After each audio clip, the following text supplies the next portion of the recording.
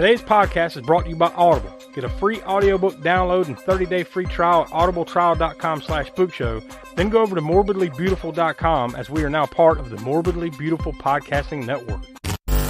It has been established that persons who have recently died have been returning to life and committing acts of murder. Have you checked the children? I want to play a game. The box. You opened it. We came. Here.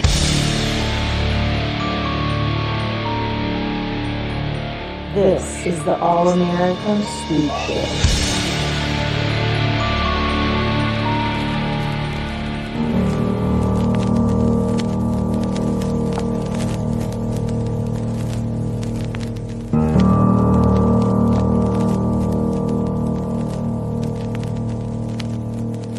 Hello and welcome to yet another edition of the All-American Spook Show podcast. I'm Josh and I'm joined here with Will. Oh yeah. And the Professor Smoak. What's up? Donny could not be with us. He's on assignment, but we're going to go ahead and, plow on through without him. This week we are, our every other week horror reviews. This time it was Smoak's choice. And what have you brought for us this week, Smoak? Oh, we got a little Session 9. One that I remembered shortly before after we announced that we were going to do these picks for each of us. I get you might call it saddled with in my estimation with a new movie. Yeah, me too. I did too. So it wasn't just you.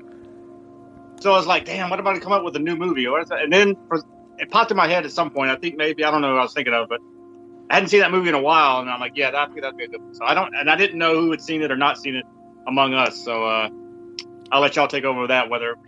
Yeah, I think the only one that of the other three of us that had seen this before was Donny, but I know I hadn't seen it, and Will, you said you hadn't seen it either, right, when we discussed that? Right, yeah, no, I hadn't seen it. Yeah, matter of fact, you've been gone for the last couple weeks, right? Like, yeah, you weren't here the last two episodes when we did Phantasm and The Big Lebowski. So I guess now is as good a time as any. We'll go ahead and talk about those things just for a second. I don't know what you're talking about. I've never heard of those two movies. Phantasm? No, the first one. Oh wait, yes. Yeah, of course. Yeah, I came up with 6. I think we're far enough removed. I don't need to go kill by kill. Yeah. And that sounds about right, just in my recollection of it. There wasn't a lot. No. There, and Smoak, we can go back. You gave a gore score of 6, so that kind of goes hand in hand with the amount of death that we saw in that movie, right? Yeah. Yep. Yeah, I would definitely say that movie is definitely worth giving a watch. I don't know that I would say it was my favorite movie. What is going on in this town where everybody's place to go to get busy is in the cemetery? Yeah. Like, why? Of course, now looking back on it, it is one guy in both sex scenes, so. I guess that could just be his kink. Was there any other thoughts you had about Phantasm? Any other random thing you want to point out before you give your star rating on it? No, I mean, overall it was a pretty solid, fun flick. The tall man was just really awkward, especially anytime he had to do a scene where he walked. Yeah, he also, I don't know if we talked about his height. Like he was, I want to say 6'5". Mm-hmm. They actually added more height to him by having him put on some platform type shoes. Mm-hmm. Made his sleeves and everything a little bit shorter to make him have the appearance of being even taller. So all of those things probably added to the awkwardness of his walk.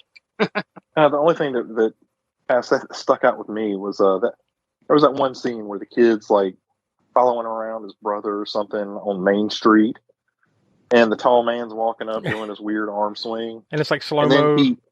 It's like slow mode, and then he walks up to a guy who has like a freezer truck. Yeah, you just see, like, it's the ice cream truck guy. Yeah, it's the ice cream truck driver. Yeah, and when he opens the door, you see like the it's not smoke, but I guess like fog of the hot and cold coming together. Yeah, and then he stands there almost like he's like Nicolas Cage about to do a big scene, just kind of breathes it in. And it's like, what the hell was that? It's just a big sniff, like. And then he just looks at him. Boy! What? So before you give your star rating, what did you think of the end of that movie? Like, how do you explain it? Yeah, that's about right. Odd. It almost set it up like, to me, most of the movie was horseshit, or that it was like a dream or something. Yeah. Because you see Reggie, you know, the ice cream guy, you see him get stabbed by the lady in lavender or whatever her name was. That was basically the tall man in some other form.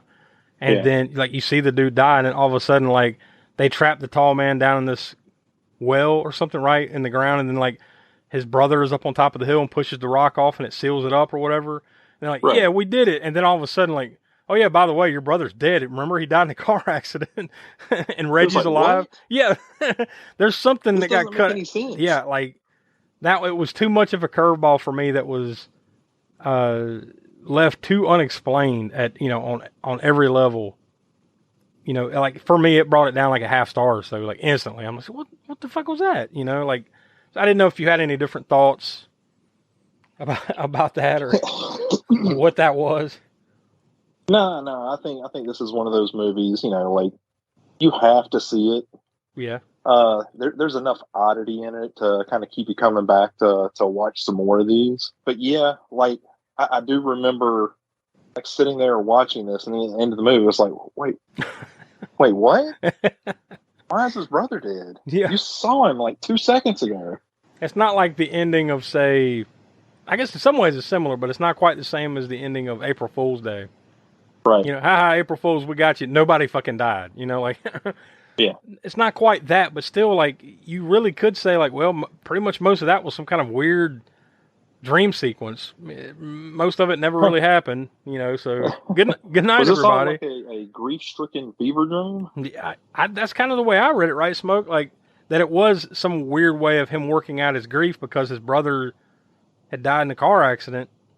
You know, and if you think back on it, there was the symbolism, maybe, however you want to phrase it, of him following his brother around because he thinks his brother's going to leave him.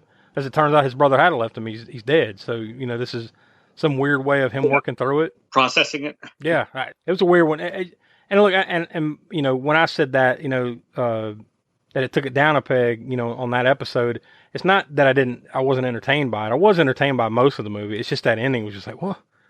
It was too far out of left field for me, so that brought it down a little bit. But, you know, we'll have time to discuss that, you know, on the anniversary episode, whether we want to re-rate it or not, or myself, or, you know, or any of you guys. But Will, go ahead and give your rating for it. Yeah, kind of reiterating everything that I said. You know, this is one of those where I definitely feel like you need to watch it. So I went with a 2.5. It's a fun kind of what the heck watch. Like you said, the ending is kind of out there, and what did I just see? But overall, I think this is something that people should definitely watch. So with that, that brings I'll go down the line before I say the consensus. Donnie gave it 3.25 stars. You give it 2.5. Smoke gave it 3.5 stars, and then I gave it 2.5. So you and I are on the same wavelength there. But the total consensus score was 2.94. So, you know, you round up, that's about 3 stars. So I think we all kind of come to the same conclusion in different ways that we enjoyed it for various reasons, and we definitely recommend you watching it. I'm curious to watch, you know, say the next installment of Phantasm at some point, Phantasm 2, because from what I understand, that one picks up pretty much right from the very end of Phantasm, although it was Smoke 9 years later when they made Phantasm 2. What was the year? I know it was 79, right? For Phantasm. I want to say it was 88 without looking it up. I want to say it was 1988 when Phantasm 2 came out. So it was sometime later is the point. But I think that being said, the movie picks up right from the the end of that one, even though it is 9 years later in real life. Yeah, it's a gap. It's a gap in real life, but picks right up. But then part 3, I can't remember now how part 3 ties in as far as the timeline goes. But as far as the films themselves, I think part 2, and when you get that, I think you'll enjoy it at least as much as the first one. Then when we get to the third one, that's a bit, it's fun, but it's like they got some outrageous type like characters and things in that movie. And beyond that, I haven't seen the other 2. I haven't seen part 4 or 5 yet. So when we get to those will be new to me as well. If nothing else, like I said then, and I'll reiterate, like I'd like to see that just to see if it makes the first one make a little bit more sense or not. Maybe it fills in some of the gaps and makes some of that make some sense. You know, what you saw at the end there. So I'm interested in seeing it for, you know, for that reason alone. So we move on to what we did last week, The Big Lebowski, in our latest installment of the Cult Corner series.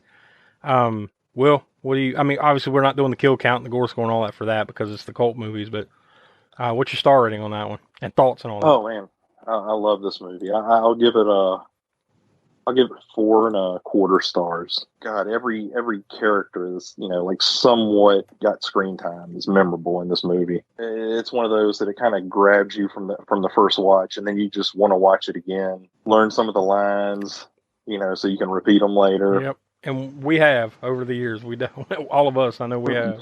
You said it, man. Yeah, nobody fucks with. Now that's you talk about like the small ancillary characters. We talked about him briefly, like John Turturro's character, Jesus Quintana. How like that's if you think back on it, it's a really small role. Like he only appears twice, and it's like probably 2-3 minutes max, But it's a very memorable role, enough so that he made another movie called Jesus Rolls. I think it was what it was called. That came out just like 2019, 2020, something like that. That I don't think any of us had seen. Have you seen that one? No, I haven't. Yeah. I did watch an interview with him though, where he was talking about like. Especially with most of his roles, he kind of gets free reign because he's such an amazing actor. Yeah. But on that one, it was just like, look, this is your character.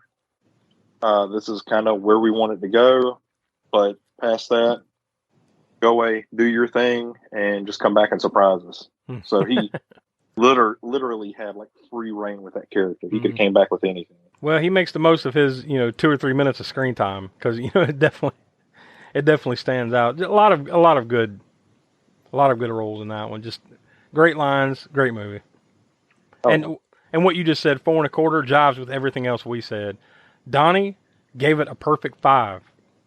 I think that's only the second time in the history of the Spook Show, right? Other than our different scale over on Craps for Peace. Craps for Peace. That's a whole different thing. But Cannon Fodder is what I was thinking of, where we do the cannonball rating. So it's kind of a weird sliding cannon scale over there. That kind of doesn't go kind of like with this, right? I think the Cannon Fodder has it kind of its own thing. Craps for Peace obviously does, but even Cult Corner, really, because it's hard to compare these cult movies like Big Lebowski and The Warriors to a lot of the other movies that we watched here on the show. Right. So, they all kind of have their own little scales. But yeah, Donnie gave it a perfect 5. Of course, you just gave it 4.25 stars. Smoak gave it 4.5 stars, and I gave it 4.5 stars. So, yeah, needless to say, we all love this movie. Consensus score of 4.56 from all 4 of us. So, go run out and not just watch it, go buy it. Because if you listen to this show, frankly, you've probably already seen The Big Lebowski. But if for whatever reason you haven't, what the fuck? Just go buy it and just enjoy it. Because I don't see how you wouldn't like that movie, man. Yeah, man. Well, that's like your opinion, man. Yeah, but anyways, that brings us current up to session 9, which is what we're going to be talking about today. I guess, before we get into the background information and all that, I'll go ahead and toss out the usual information. You can contact us at allamericanspookshow@gmail.com. You can find us on Twitter, Facebook, Instagram, Slasher app. You should be able to, on Twitter, we're at AA Spook Show. You should be able to find all those in the Linktree link down below in the show notes. Our YouTube page, where we have Deadline Horror News every Wednesday night live at 9 p.m. East. And, of course, we have our TeePublic page where you can get the latest, designs and logo merchandise and all. That's all available there. And, of course, patreon.com/AASpookShow, where you get, if you become a patron of the show, I think it's at the $5 level, you get bonus episodes such as Crapster Piece Theater, Spook Show Rewind, other stuff for lower levels, all kinds of cool stuff. You just need to go over to patreon.com/AASpookShow and check that out. Like I said, once again, all the links to these things are down in the Linktree link down below in the show notes. So without any further ado, I'll go ahead and toss to the trailer for session 9.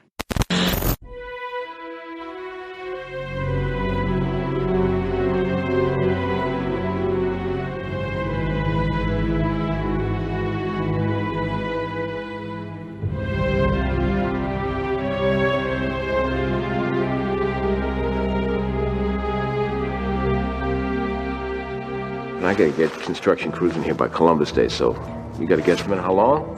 I've got 4 really good guys. 1 week, we're gone. That's fast. I need the job. So the loonies are outside in the real world, and here we are with the keys to the loony bin, boys. You might actually want to be grateful when you're about to make some decent money. What's the catch? Patricia Willard scandal, 1984. I want you to try to remember what happened 24 years ago. Use your imagination.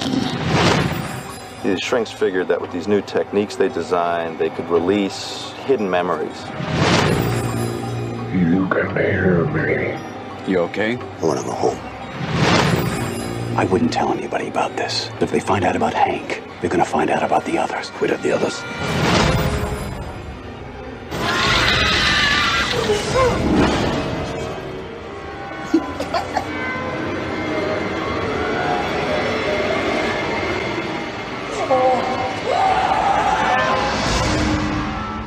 I want to come home. I am so sorry.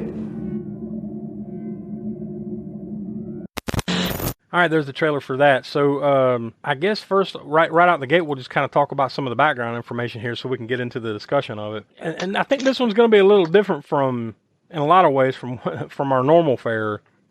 And, we'll dig into that here shortly. But Session 9 was released July 31st, 2001 in Canada at the Fantasia International Film Festival. That's where it made its debut. But here in the United States, it had a limited theatrical run when it was released August 10th of 2001. So this, almost exactly a month before 9/11 happened. I don't even, I know I definitely hadn't watched it.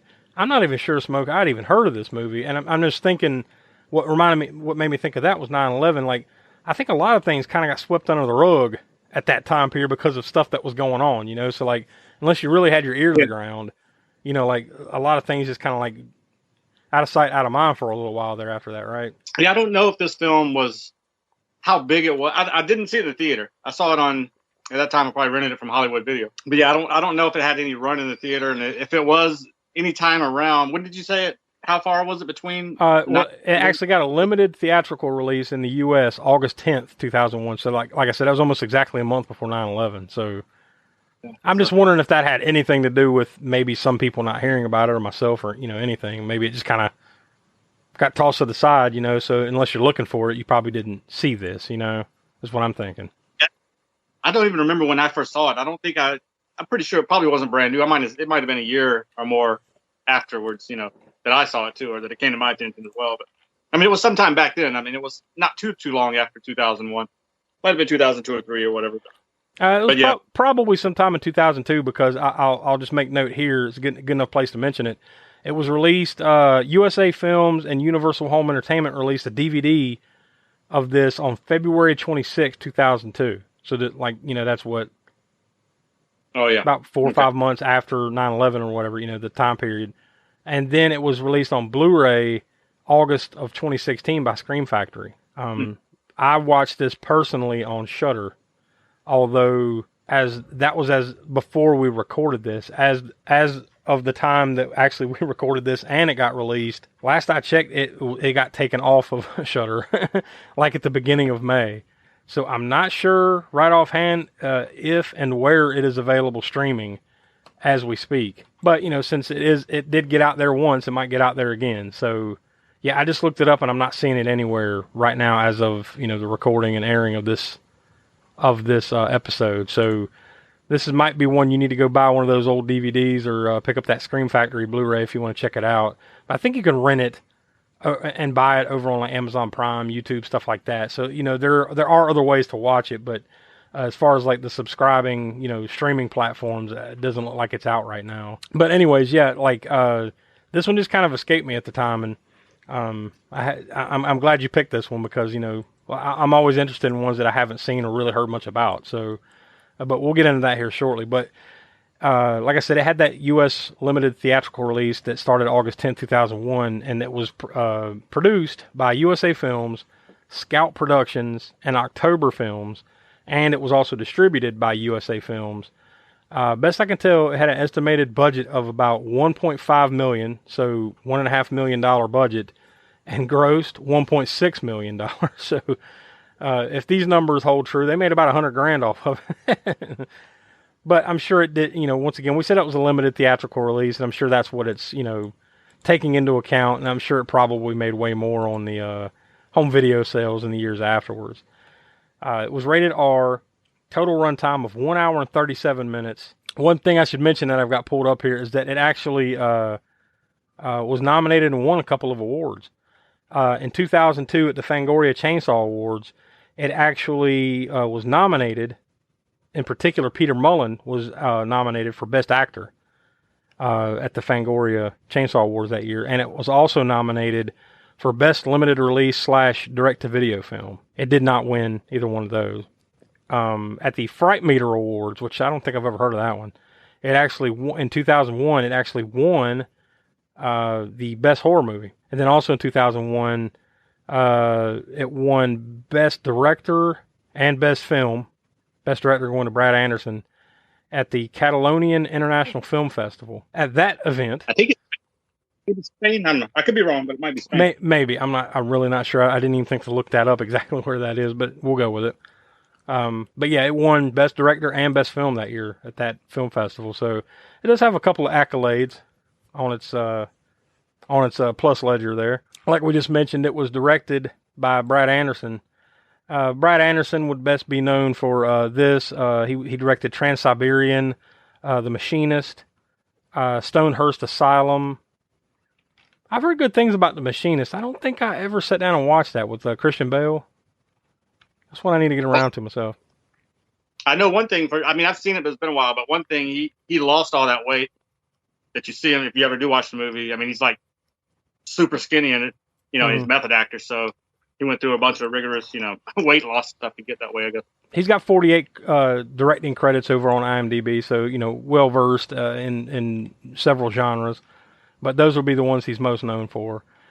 Let's see, going through the top cast here, it stars David Caruso as Phil. Anytime I ever think of him, I always think he's the one of the cops from First Blood. I know he's been in tons of other movies and shows and stuff, but for whatever reason, every time I think of David Caruso, I think of First Blood. Stephen Gevden as Mike, Paul Guilfoyle as Bill Griggs, Josh Lucas as Hank, and Peter Mullen, who we just mentioned, got that nomination there, as Gordon Fleming. Brendan Sexton III as Jeff. And then really as a small part towards the end, Larry Fissenden as Craig McManus. They mention him a lot in the movie, and then when he shows up, towards the end, we'll get into that. But that's your main cast. He's a director. Mm-hmm. He's the horror movies on, of his own or whatever, including the pretty terrible version of the Wendigo Tale. Which we need to get around to over on Crapster Peace Theater, apparently. Yeah, that might be a place for it. I mean, Hart was in the right place. He could have made a better movie, but unfortunately, probably Crapster Peace might be where that lands. Yeah. It was written by Brad Anderson and Stephen Gevden, who played Mike. It was also produced by Dorothy Afario, David Collins, and Michael Williams, and the executive producer was John Sloss. So just to throw those out there. Now, Donnie will be back hopefully next week, and maybe we'll get his connections from the crypt on, tying this movie to other episodes or whatever that he normally does. And, of course, the star rating and everything. But, yeah, was there anything else you guys want to talk about as far as the background is concerned here before we get into the meat and potatoes of the film itself? One of the things that I saw, I don't know, they didn't really mention it in the movie, but apparently the town where this hospital is actually the town where the Salem witch trials took place. I didn't dig deep into the where they filmed this at, but now that you mentioned that, I just saw it. Denver State Hospital is in Danvers, Massachusetts. Sapino's Restaurant in Danvers, Massachusetts. Yeah, it looks like, and then in Lynn, Massachusetts, Gordon's house. So it looks like pretty much all of it was there in Danvers, Massachusetts. So I guess that's what you're referencing is where they had some the Salem witch trials at, right? Yeah, I have some. Well, I can talk a little bit about Danvers once we get into the show a little bit. Once we get into the asylum part of it and all that. But yeah, the one tie-in also with the Salem witch trials was where that property that the Danvers State Hospital is on is. Because that's an actual institution, and that's the real name of the institution too. And it was built on the grounds that was once owned by a Salem witch trial judge, Hawthorne. I forget his first name, but his last name was Hawthorne. And the actual place that the institute was built on was called Hawthorne Hill in Danvers, Massachusetts. Mm-hmm. There's another tie-in with the Salem witch trials, but we could talk about the Danvers now, or should we wait until we get into the show a little bit more? No, we can go for it. I mean, now's as good a time as any to go ahead and talk about it a bit. So yeah, that exteriors and I'm guessing the interiors as well, because Danvers was abandoned, I guess, at the time they were shooting this movie. I think since, I believe it's been turned into some sort of living community now, like apartments or some sort or whatever. I think they tore down most of it. I haven't seen a recent photo. I don't know what they kept. I know they tore down a good portion of it. Maybe they kept I don't want to speculate. If it were me, I would have kept that Gothic architecture of the main building or whatever and then built off that. But I don't know what they did for the apartments. But at the time they shot this, it was still all standing as it was when it was built back in 1874. And it's called Danvers State Hospital. There's some other names for it, some less savory names, I guess, like State Lunatic Asylum of Danvers or something like that. There's a couple of names for it that had the word lunatic in the title of it. And then, of course, the more professional one was the Danvers State Hospital or Danvers State Insane Asylum. Yeah, like I said, built in 1874. It was like a Victorian Gothic architecture. It looks really awesome for the outside. The inside, apparently, there was a bunch of not awesome stuff going on. Yeah. First, I guess, in the, from about 1874 till, well, it took 4 years to build. So I guess 1878 to about 1920 or so, it had a good reputation as a good hospital. It had the capacity was I think 500 patients, 450 to 500 patients. But sometime around 1920 or so, well, from 1900 to 1920, the population swelled up to 2,000 patients by about 1920. So massive overcrowding. Patients would be walking around the halls naked, unattended, in their own, filth and stuff in their rooms and whatnot, because they didn't have enough workers to take care of that many people as they needed to. So then, the reputation, of course, declined. They wanted state funding. State wouldn't help them out getting them any more wings built or anything like that. So they basically started doing things like shock therapy on the patients to try and, get them in line. Well, you know how that went as far as shock therapy. It ended up being not a good method of, treating mental health, of course. And then after the shock therapy wasn't working, about 1939 or so, whenever lobotomies started to, I can't remember the name of the doctor, but whoever it was that came up with the technique of lobotomizing patients, they applied that full time at Danvers, and they were lobotomizing them from about 1940 for a number of years. And these lobotomized patients would be walking around the halls unattended as well, and just basically in a vegetable form, So at that point, for them, lobotomies work, they didn't have to deal with the patients anymore. I mean, it's a terrible procedure. And, it was ousted as such, later on. So later on, eventually that ended up shutting down. They didn't have any more funding, so they had to release a lot of these patients into some other facilities for care. And unfortunately, as is mentioned in the movie, some of those were released back into the community, and some of them didn't have anywhere to go. Some of them did have family, whatever the case may be. They didn't get the treatment they necessarily needed. They just got released, but some of them did go to some other institutions in the area, I guess. And then kind of fell into disrepair, and it was just sitting there for the longest time. When they shot this movie, it was 2000 maybe, thereabouts. And then by 2007, I believe, is when they had knocked down some good portion of it, and when they started doing the apartment building, I believe it was. So that's some of the background information I had on. One other thing too, before we go into anything else, was H.P. Lovecraft. For fans, I don't know, there's a lot of H.P. Lovecraft fans among our viewers, listeners. He based Arkham State or Arkham Sanitarium within his short stories on Danvers State Hospital, and he even mentioned Danvers in 2 of his stories by name. It was Pigman's Model and The Shadow over Innsmouth. And then, of course, conversely, Batman, DC Comics, they based their Arkham Asylum on Lovecraft's Arkham Sanitarium, which is based on Danvers. So, by that token, Danvers appears in the Batman universe as well. 2 or 3 degrees of separation to Batman. Yeah. Not bad. Also, I found 2 wings were saved along with the main building. Yeah, I looked it up, and it looks like there is. When I looked at the map, it was like a regional center or something like that, and then there was some type of apartments or something next door. But I don't think I'd want to live there. Would you? What do it? That's like I have knowledge of horrible shit. Let me move in. I think I found one other name. It's the facility for the ugly. Wait a minute. Are you saying this is where the Garbage Pail Kids were kept? Hey man, you said it. I didn't. Wow. That's what you come here for the Spook Show. Breaking news. That's why you heard all the different voices in the Session 9 recordings. It's the Garbage Pail Kids that they decided to just fucking burn or whatever they did to the. Remember in the movie there was, oh yeah, there were some more Garbage Pail Kids there, but they're all gone and dead. So they just smashed them or something. I don't know what they did to them. Maybe that they lobotomized them. They did. It's tying all together now that I'm thinking about it. Remember in the movie, there's the morgue, the incinerator, right? That's where they took the other Garbage Pail Kids right there. Lobotomized Larry, all of them. Yeah. One other note that I found when you were saying that, Smoke, talking about the background there, they did film this September 23rd, 2000 through October of 2000. So I guess a few weeks, maybe a month or so there in 2000. So that's when it took place, and that's where. Now, correct me if I'm wrong. Did they say that this was Danvers in the movie, or did they call it something else? Because I really don't recall. They called it Danvers. Okay, I couldn't remember what they called it.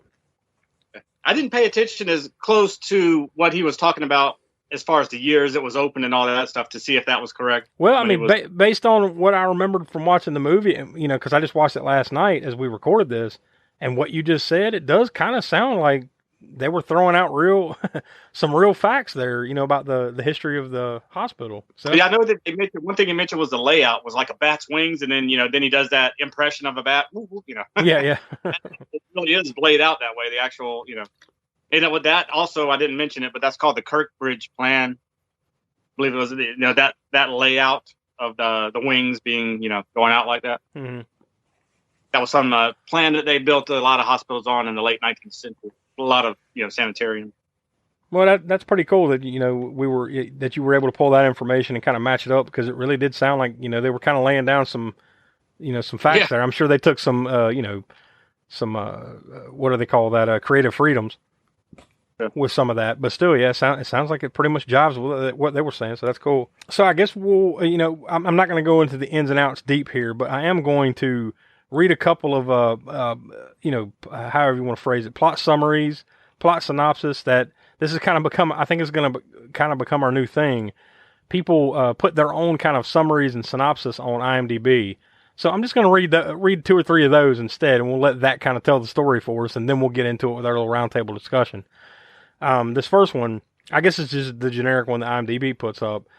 Tensions rise within an asbestos cleaning crew as they work in an abandoned mental hospital with a horrific past that seems to be coming back. So, I mean, that really just that one sentence, pretty well, encapsulates the movie, although there are a lot of details there, but that's pretty much the gist of it. This one says, now this one was put up by John Reeves on IMDb.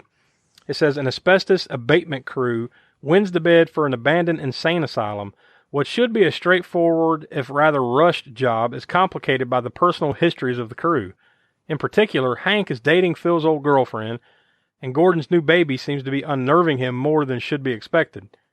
Things get more complicated as would-be lawyer Mike plays the tapes from a former patient with multiple personalities, including the mysterious Simon, who does not appear until session 9, and as Hank disappears after finding some old coins. So that's a pretty good, although it doesn't really, mess with the end there at all, which, we'll get into that here in just a few minutes.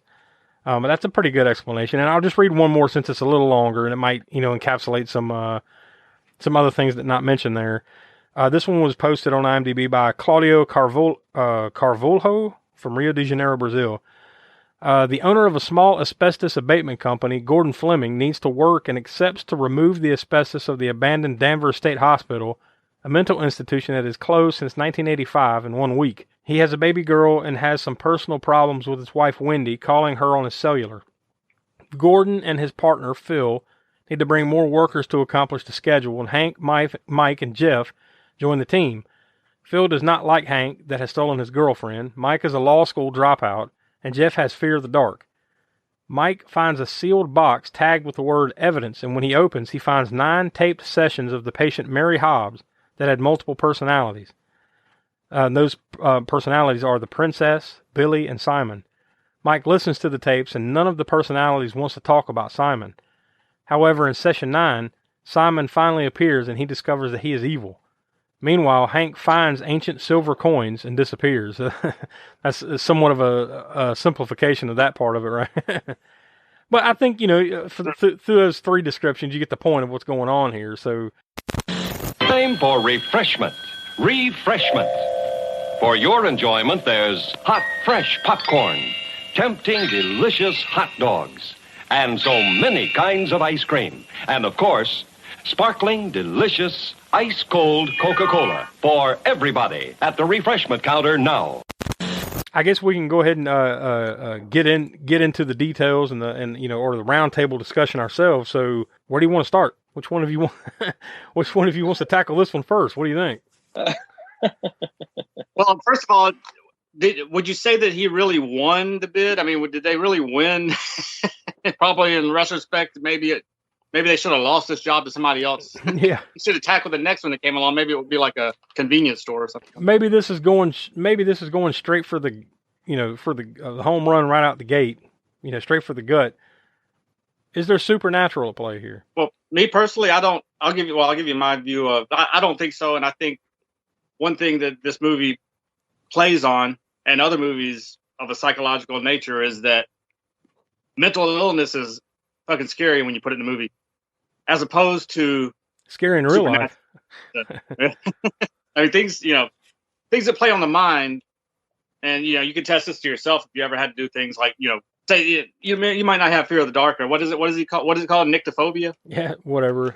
That sounded fake to me, but we'll go with maybe that's what it's called. I don't know. It sounded like I just made that up.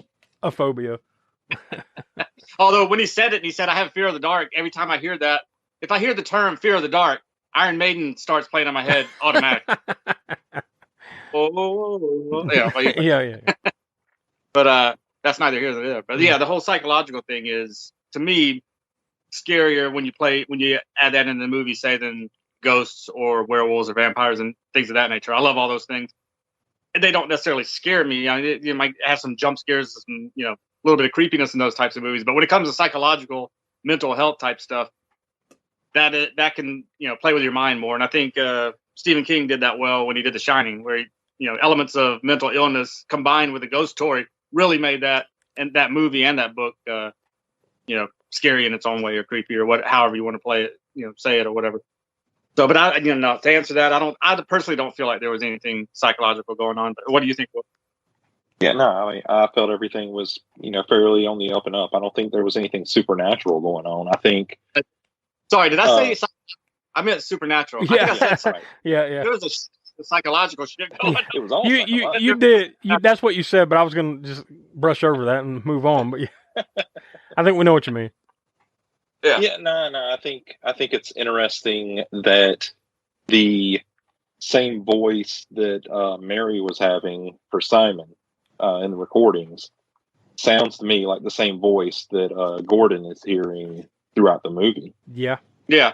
Yep. So, I mean, I guess maybe that would be the closest thing to supernatural, but it could also just be, crazy being crazy. I say that because they kind of lead you down a path where you could go either way with it, right? You could, like Smoak said, well, this dude just lost his fucking mind because of things going on with his wife and his kid, and then what we'll discuss here in just a second with that. But or you could say, well, whatever happened to that girl Mary, 30, 40 years prior or whatever, she had multiple personalities. One of them was Simon, and Simon was evil, and now Simon is somehow some supernatural thing that lives in this hospital, and it got in this dude's head when they came in there, right? I mean, you could go either way with it. Yeah, I guess specifically like when they cracked open the box, I mean that looked like it was meant to be significant. Well, yeah, because they played some sounds and did a little slow mo. So yeah, he cut it, and then he cut it, and then they all reacted in different ways, like at that moment, right? Like right, a couple of them got hurt or something, and kind of turn around like, huh? Like that. Clever editing, or past that, it didn't really affect any of them past that individually. Other than maybe, I mean, it didn't affect them psychologically, whatever. But what's the guy's name that was listening to the tapes? Hank. Oh no, that was Mike. Hank, yeah. Hank was the guy that was trying to go get the coins and stuff. He needed to find out. They were in the process of looking for Hank, and they saw Hank and all that. And then Mike still decided, well, hey, I heard a sound down in the basement. You hear that? No, I didn't hear it. Okay, go look for it, Mike. I'm going to go check it out. Finish in session 9 or whatever. Like he's like really into finding out about this stuff. So it had some kind of hold on him, you know. Yeah, and then there was like the subtle clues of throughout the movie. Once you think back and you look at it, or when you get when you start getting towards the end of the movie and you start putting the pieces together, like, oh fuck, you know, he's done this guy Gordon, who's like the leader of the crew. He's done something, and he's around. And they keep flashing back to him, like with the flowers and the groceries, and he's getting out of his car and he walks toward his house. And if you notice, one of the groceries is like a bottle of Jif peanut butter. And then when Hank is down there picking up the coins or whatever, and he's walking around down himself, he finds an empty jar of Jif peanut butter. So then you start thinking, like, wait a minute, like, you know, and he sees some shadowy figure, so maybe you think it's him, or they lead you to believe that it's the other guy. I'm thinking David Caruso's character. So yeah, you know, because they have beef, right? Him and Hank, Phil and Hank have beef because supposedly Hank stole Phil's girlfriend. So they lead you to believe that, but in reality, I guess it was Gordon that just went off the deep end. I think really the conversation is whether you think it's supernatural or not, in my opinion, this whole movie, because that's where it leads you, you know, one way or the other, and what happened with his family. Now, pretty much, you know, we are a spoiler-filled podcast, so, you know, we'll throw that out right out the gate. But the way this movie ends is basically Gordon kills the 4 dudes, well, 5, I guess, right? There's 4 main guys that are in his crew: Phil, Mike, Hank, and then what's his nephew, Jeff, right? He kills all them, and then the 5th guy shows up, who they mentioned throughout the movie. The character played by Larry Fessenden, Craig McManus. They keep mentioning him, like, yeah, we need to bring this guy in because he's better than Hank or whatever, because Phil and Hank have the beef. Then as soon as he shows up, Gordon kills him, you know, in that final scene. So then you're led to, but you never see it on film, but you're led to believe that Gordon has went home, and this is what causes this, and snaps and kills his wife and his kid, right? Yeah. Like I said, you don't see it, so am I right in assuming that I think this is what's happened, and now... Wait, repeat that again? Gordon, the head guy, that he went home and he killed his wife and kid. You don't see it happen, but I think I'm safely assuming that he did, right? Yeah, wasn't that the screaming at the beginning of the movie? Well, I mean, they play that scene multiple times where he walks in, you know, you never see it. All you see is his wife and his kid outside. He's across the street, and then she picks the baby up. I guess they kind of look at him. And then they turn around and walk into the house, and there's a pot of water boiling on the stove. And Gordon gets out of the car with the groceries and the flowers and walks into the house. That's all you ever see. The wife, by the way, whoever played the wife, she had the easiest part in the movie. Right? All she had to do is just pick the kid up and walk in the house, and then just replay that over and over again. I don't even think you see her at any other point. But my point is that, like, that's the main thing of this whole movie, right? So, like, really, you just come away with it. Was it supernatural or not? So I don't know if we can come to any conclusions on that, but I think that's kind of where the conversation starts and stops, to be honest with you, is what I'm getting at. There's not... I think you said it right the first time, too, and that the director kind of leads you to make up your own mind on it. Yeah. You know, you could say, well, this guy, Gordon, he's stressed out. You know, he just had a child, and I guess he's having marital issues as well. Money. He needs it, probably financially wise, you know, he needs it because, you know, he's got the baby and all that stuff now, and all of these... this stress is just compiling on him, and then he breaks, snaps, and has a mental breakdown and all that, and then he does what he does to the wife and kid and to the rest of his crew. There's that, and then, like you said, there's the aspect of, well, or it is supernatural. When they cracked open that box of the tapes or whatever quote unquote ghost, spirit, whatever of this person or his personalities or whatever happened, got into Gordon somehow. So I think he does a good job of mixing it up and let you make your mind. And like Will, you said, Gordon's hearing a voice. You know, throughout the movie, he's hearing a voice, and it does sound kind of like Simon that you hear on the tape, right? You know, that you don't hear until the end. I don't know. I don't know where I land. I mean, I can see it either way. I tend to think that it could very well be supernatural here, but I mean, because and one reason, and one of the other reasons I would say that too, is because why would he go off and kill his crew like that? Like, just because you've lost your mind and, you know, killed your family, one doesn't necessarily beget the other, right? Like, yeah. Well, you just kind of kicked off something else in my mind that I tied together and didn't even link before was The Shining. Yeah. You know, because it's ghost, but it's also a mental thing as well. And it's the whole family issue of like, you know, he was fine until pretty much fine. I mean, they had their marital issues in that movie too, but he was sane and everything was fine until they got there. And then this place did it to him in The Shining. Yeah. And that you can kind of say the same thing about this movie, I guess. In a way. And I would say the hospital definitely plays as a character in this. Oh yeah. Yeah, like that shot they keep showing, which is a cool shot, but like a lot, this is shot, the whole movie's shot very well, by the way. But that one shot down the hallway where there's like a wheelchair sitting down that they keep coming back to, and the chair's right in front of that room. So I'm guessing, I don't know, there's a lot of things that you think about when we're just sitting here talking about it. Like that room that the wheelchair was in front of, they finally went into that room, and there was pictures of Gordon's family like stuck up on the wall. Are we to assume that Gordon did that? I assume so, right? Or was my assumption? Yes. Because I don't think they were there at the beginning of the movie. But yeah, they weren't. And remember, they even went in that room when the guy, Bill Griggs or whatever, came around and was, you know, all right, this room is this, and this is what they did here. You know, kind of explaining the whole joint. And those weren't on the wall then. Obviously, they would have, you know, you would have noticed that. They would have noticed that, whatever. But I only say that's because his nephew, Jeff, that he hires, he says something about, hey, the pictures came back from the christening. You know, and boy, that baby looks pissed. Something like, right, whatever the line was. So, yeah. I mean, it wouldn't make sense that Jeff would have took those pictures and hang them up there. So we assume somewhere in there that Jeff brings the pictures to Gordon, and Gordon hangs those on the wall. Because that's what the pictures are, mostly, or of the baby's christening, right? Mm-hmm. Yeah. Also, the other thing that those pictures did they not look like they had blood on them? Around the edges of some of them and whatnot? Enough, like maybe. Well, but wasn't there like a can of red paint or something like that on the ground? Yeah. Well, and even if it wasn't, I mean, this guy's went through and killed his family, so you know, there's nothing to say that they don't have pictures at home that he's grabbing. Yeah, you presented us a conundrum here, Smoak. This one's I'll say this one's different from most everything we've watched. I mean, there's a few that compare, I guess, like The Shining and a few others, but this isn't necessarily one we poke fun at like we normally do. There's not. I'm sitting there even like, because usually when I make my notes, I'm like, oh, that's funny, I'm going to point this out, or what the hell, and I'm going to point this out. But this one was just like, I'm just sitting there watching it like, wow, what the fuck? There's really nothing to point out here. You know, there's a few small things like. The dude follows the trail of coins. Now, what's up with that? The whole coins thing. So I'm assuming some of that is just shit that got burned up with people, right? Like, so it's falling out of the where they burn the bodies and stuff. And jewelry in there too, right? So probably just, I don't know about the coins necessarily, but I assumed it was just like this hole that they shoved a bunch of patients' belongings and things into.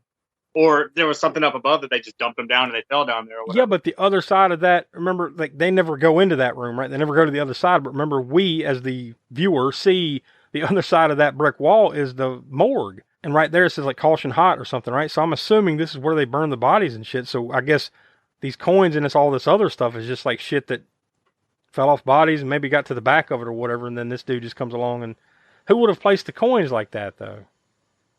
Yeah, the coins, I'm not sure. The coins are just because there was a lot of them. They were just falling out of the hole like a shit. There's like a trail of them too. It's like, oh, here's one from 1884, 1883, and he just keeps following them. And then there's like, 10 coins just like stuck in the bricks, and he kind of jiggles a little or pulls the brick out, and then all of a sudden it's just like he just hit the jackpot in Vegas. But then in there, like you said, he keeps digging around. There's like gold teeth and eyeballs. It almost makes you wonder.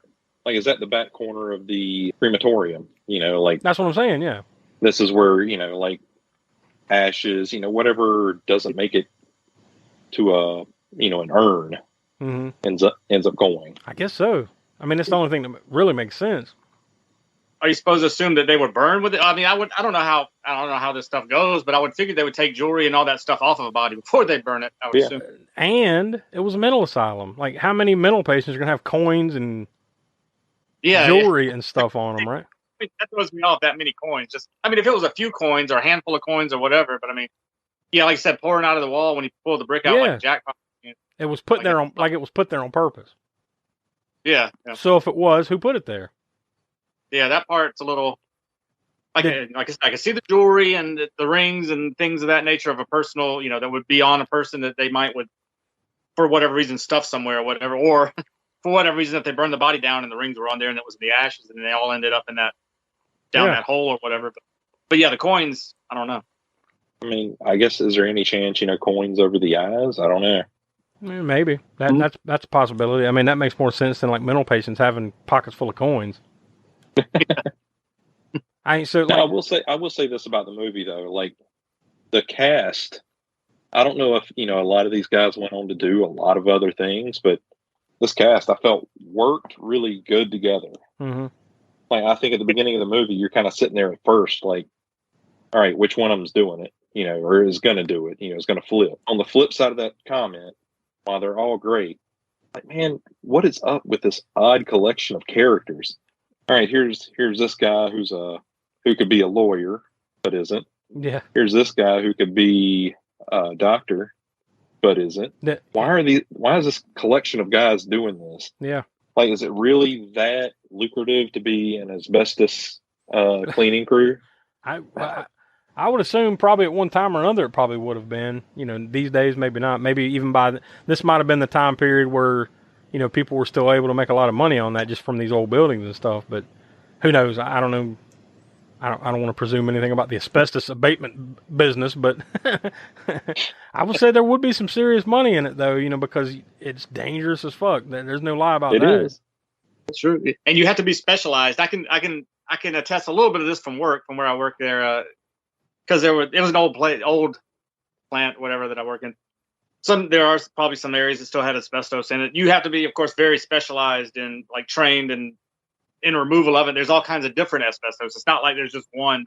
There's like friable, whatever that means. Then there's whatever the other versions are. Some of the fibers fly up in the air and you can breathe them in easily. Others where the fibers are all contained and they're not. But you have to know all these different, by looking at it or whatever, or testing it, you got to know all these different types of asbestos and how to remove it and what you got to have for personal protective equipment and all that stuff. So yeah, I would assume that there probably is, or like you said, at least was.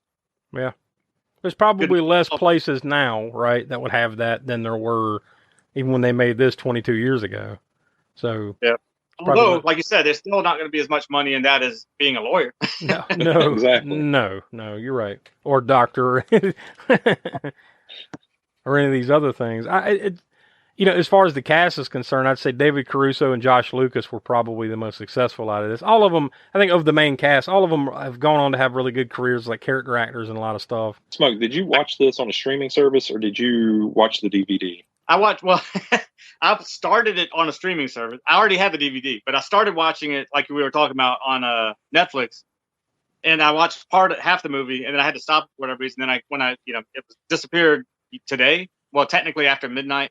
Last night, yeah. Right. So when I went to watch it again, it had already been removed. So I had to finish it up, the other half of it on DVD. Have you ever watched the deleted scenes of this movie? If I did, it was probably, I didn't, not recently I did, but if so, it was back when I first bought the DVD, which probably was way back, years back. Yeah, no, I haven't seen this, but I've like watched a couple of videos talking about it. Apparently, there are a handful of deleted scenes of this movie. Specifically, apparently, a homeless woman that lives somewhere in the facility, and apparently interacts with some of the guys throughout the movie. And they decided just to completely chop it out. Apparently, during the previewing of this movie, people were getting confused and wondering, like, is this supposed to be the girl that you're listening to the tapes of? So they took it out, but. I think that would have definitely have added a little bit more, more depth to it. Spookiness. Yeah, it would have been interesting. They should have done that. People were putting that. Maybe they couldn't have done it blatantly, but they could have left her in there and left it up to the viewer again, like they did with the whole with the kind of supernatural versus mental thing. They could have left that up to the viewer to see, hey, is this that girl that was on the tapes or not? And I guess for certain audiences that won't work. They want to know information or want to know this stuff, but I mean. I think that would have definitely added a different dimension to it if they had left that in there and let the viewer decide whether this was the person on the tapes. Well, I think either way, this was a great choice, and we'll go ahead and get into the star ratings and see what we all thought about it. But this was I think needless to say, I think this was a good pull. If nothing else, for an interesting conversational type of movie. So, Will, I'll toss to you first. What's your star rating and thoughts on it? I'm gonna go 3.25 on this. I wish I could go higher. There is a lot of stuff that I liked about this movie. I liked the location, the lighting, the cast. I guess the reason I personally can't go any higher is just that I understand it's supposed to be a slow burn, but it's at the beginning, it is a very slow burn. As the movie goes on, it does get interesting, and there are some aspects that are pretty cool. The twist at the end kind of, I guess, bothered me more than it was supposed to shock me, because I feel like those character Phil, did he not interact with other people throughout the movie? What do you mean? Did he talk to other people? Right. Well, yeah. I mean, remember him and Hank had the beef. But are you to believe that he was a figment of his imagination? I could see where you might think that, but I don't think so. How else are you supposed to read it? That's the way I read it. You mean the lead guy, Phil, David Caruso's character? Right. So you've got Gordon, and them two are sitting there talking because he's telling him to wake up the entire time. Yeah. And then all of a sudden he's standing 2 feet from him and then just vanishes. Oh yeah, when that extra worker comes in. He'd already killed him, right? Or had he killed him at that point? Before that? Yeah. It's interesting you brought it up this way, because before we were watching the movie, me and my wife, we were trying to remember. I couldn't remember the end. It's been a while for me, so I couldn't remember exactly how it ended. I know that it was Gordon. That things were happening to mainly. But also, she was like, "Well, isn't it in the ending that nobody was really there? It's all in his head. Even the mental hospital is kind of like different compartments in his mind." I don't know where she got that from, but I thought that was interesting after the fact. I'm like, well, it's not how it ended up, but just that she would think that was what it was. And then I was questioning myself too before we got to the end. Like, I couldn't remember how it ended exactly.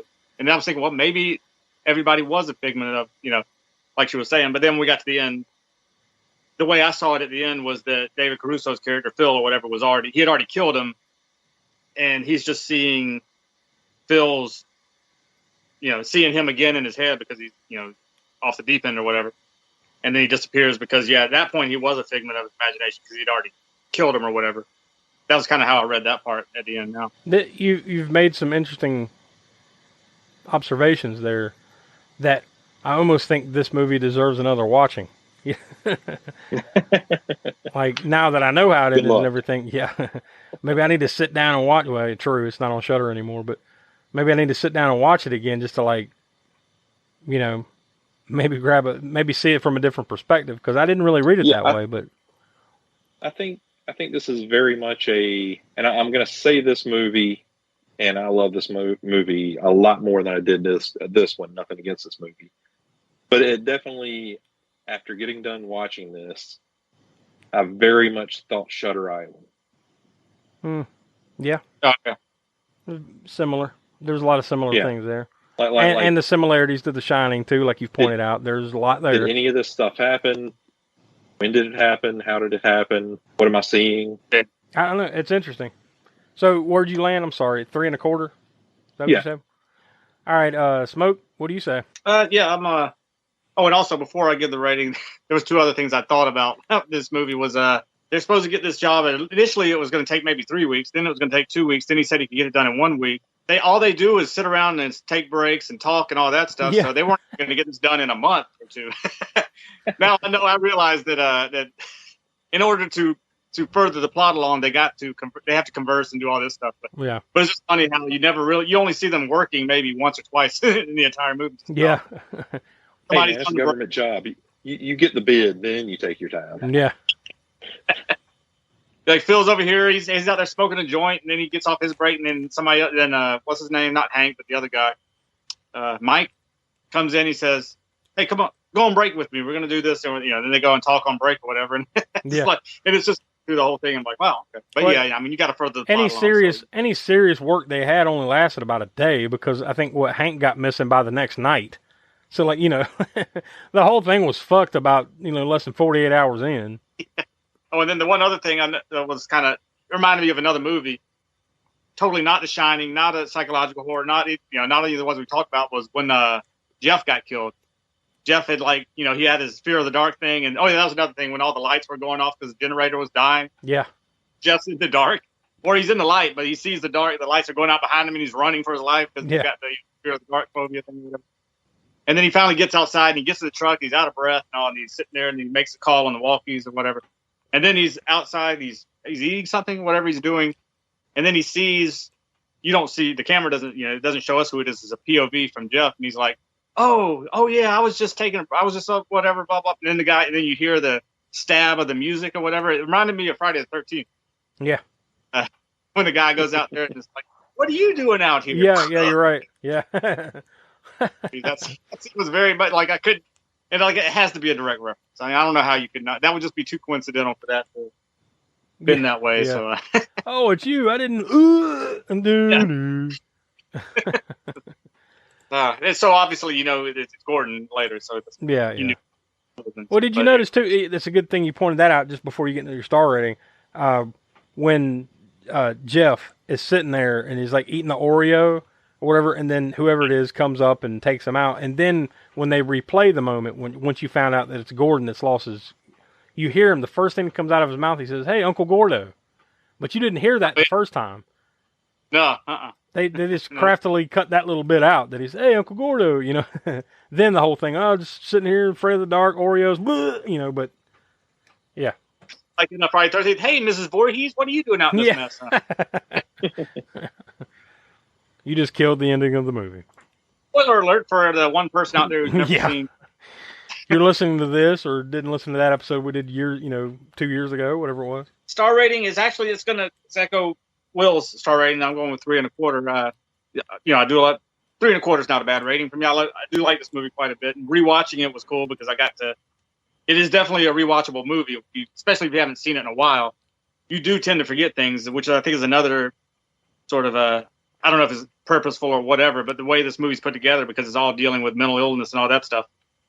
It'd been a few years since I've seen it. I could not remember. I knew about Gordon, but I couldn't remember exactly how it tied things up at the end, whatever, or how the session tapes, how they played into it and whatnot and all that. There's a lot of things I'd forgotten about, so it's cool rewatching it to, put two and two together again. But yeah, 3.25 is what I'm going to go with on it. I think it's solid. It's a good film if you've never seen it and you want a sort of a little sleeper hit type thing.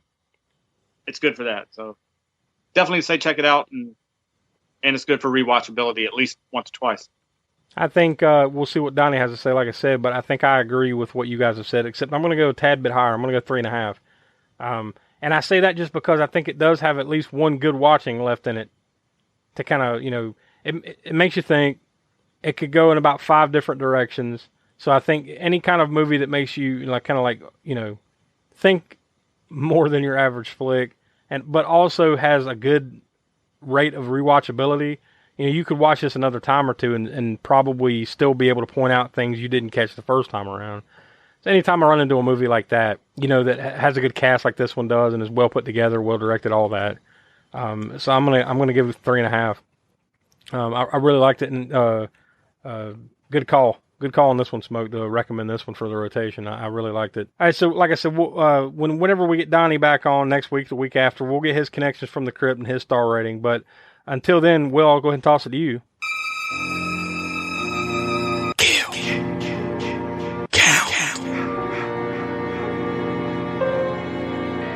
Speaking of the Friday the 13th music there. Yeah, I'm going to go with 6 on this one. There are 2 that were off screen, but I'm going to go ahead and count them because it does lead to pretty much everything else that happened in the movie, which is Wendy and Emma, the wife and daughter, right off the top that you keep seeing the flashbacks for. Then you got Mike, who got stabbed in the head with a knife. You have Jeff, who stabbed in the head with a knife. Seems to be a running theme here. Yeah. Then you got Hank, who was stabbed in the head. I don't know what you would call that tool. Oh, the lobotomy? Oh, yeah, that lobotomy deal. Yeah. But essentially, a sharp object, kind of like a knife. Yeah. It's in the knife. It's in the knife family. We'll count it. Then Craig, who walked in at the very end and got stabbed in the head with a knife. Man, apparently a lobotomy somewhere in there too, right? Because I think Hank pretty much got lobotomized. Yeah, we didn't touch on that, but that when I first saw this movie, that was a cool scene. I thought to creep me out. That whenever you don't know what happened to Hank, you see him in the one scene, Yeah. Where they're doing the thing, and then somebody's there, and then he's gone. Right? You assume he got killed, and then they do the story of, well, his wife said it. Oh, he probably took this, won this thing, whatever. He took off. He's gone. You know that something happened to him, but you figure he's dead. And then when what's his name, Jeff, is coming up out of the basement or wherever it was where he was messing with the electric box or whatever, and he comes up and he sees Hank standing in the stairwell with sunglasses on and the headphones on, and he's just repeating the last thing that he said before he was. He's like, "Yeah, what are you doing here?" Before, basically, and then he just keeps repeating that. You bring up, you just accidentally kind of brought up another thing there too. Like, so Phil was the one that talked to his ex-girlfriend, the current girlfriend of Hank, right? Did that conversation really take place? Oh, he's in Miami. Yeah. See, he took his shit and went to Miami. Was that real or? Yeah, that's what I was. Whenever I was watching it again with my wife, I was trying to figure that out too. And we're like, yeah, because I think he was talking about that. I'm like, I don't know, because he could have just made all that up. Yeah. Also, he wanted to get this other guy on the job anyways. He wanted to get that friend of his, Craig. Was that his name? Yeah. He was asking about getting him on the job because he's better at doing it. So whether he believed whatever he believed about Hank, yeah. Whether he believed that he ran off or whatever it was he did, I don't know. I don't know if he had that conversation with his wife. Because even Gordon questioned it later. Like, he said, you all heard it. No, I didn't hear it. You said it. We didn't hear the phone conversation. You're the one that said that. So, like, either way, is it a red herring kind of thing? Whatever the term would be to throw you off. The other thing, they're trying to make him look like the killer for a little while in the movie. Well, so that might have been what that was. Another tie-in to kind of make him look like. Yeah, Phil has all the motivation to have done this to Hank. So then when he's the one that goes down to the bowels of the asylum and finds Hank, lobotomized and sitting in a corner, you figure he finishes him off, but he didn't, right? Like, he actually tries to help him. Yeah. But yeah, that's another interesting thing to point out. But I guess all that leads us directly into your segment, Smoak. Gore score. Yeah, this one is I guess you call it back end heavy on the gore and the violence that is present. There's not a lot present, especially at the beginning. There's talk of things or whatever. Like I said, it's more of a mental, psychological type horror movie. But when things start happening near the end, then it gets a little bit bloodier. You're still not seeing a bunch of stuff. You're not seeing the actual event. You're usually seeing a POV. And then somebody gets killed, and then you see their body with blood on it right later. Probably the most graphic thing I would think would be the lobotomy thing, where they didn't really show it necessarily, but they show it whenever they take his sunglasses off, and then he pulls the lobotomy tool out of his eyes, so his head's lifting up off the floor. You see it kind of still like stuck to it. It's like, oh fuck. Yeah, that was like, oh god, that you feel that any kind of eyeball pain you feel. Yeah, no doubt. When you see that on. Your eye starts, you got to rub your eye or something. That's probably the most graphic part. And it even wasn't, at that point, he wasn't even dead necessarily yet because he had, put it in his orb and whatever, lobotomized him and he pulled the thing out. And there was only a little bit of blood. It didn't need that, though. It's just that eyeball thing is enough. But like you said, you see the bodies on the floor and they're covered in blood in various stages or whatever. So not a ton of gore.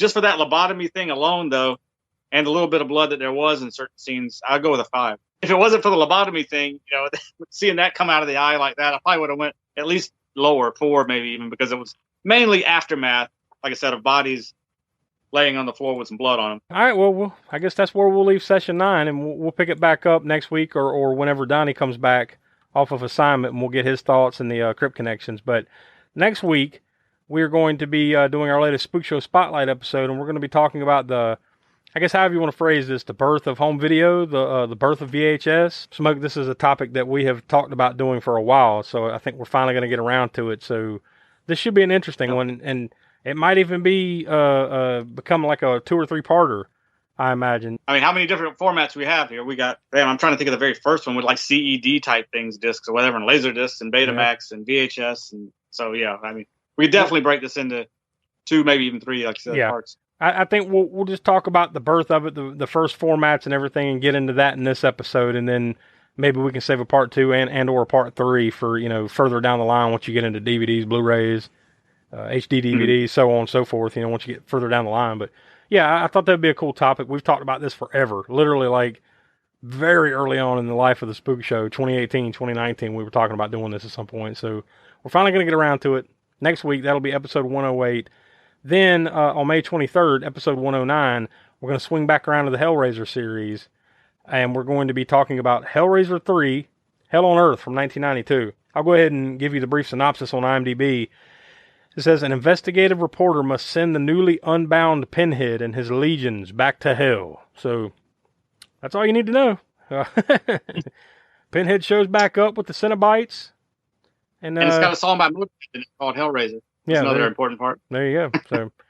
So, look forward to that, and that'll be in 2 weeks. So, and then don't forget, we're fastly approaching, obviously, Memorial Day. Episode 110 will be Invasion USA. That'll be our latest cannon fodder episode. But then, right after that, on June 6th, will be the beginning of Camp Spookshow. So we soon, probably within the next couple of weeks, we'll start leaking out a little bit more information about like what that's going to entail, what movies we will be watching. And I'll say here, Will, you've got first choice on that one when we start Camp Spookshow, episode 111, June 6th. So keep that in mind. You're gonna be the one campy. Yeah, you're gonna be no, not campy. It's got to be it's got to be about summer camps, not a campy movie. So you can't just pick Rocky Horror Picture Show or something like that. It has to be about a summer camp. So, but yeah, we'll get more and more information about that as we get closer. So that we got a lot of big stuff planned for this summer. But all right, I guess that's it. So for Donny, who couldn't be with us, he's on assignment, and for Will and the Professor Smoak, I'm Josh. We are the All American Spook Show podcast, and we will talk to you next week.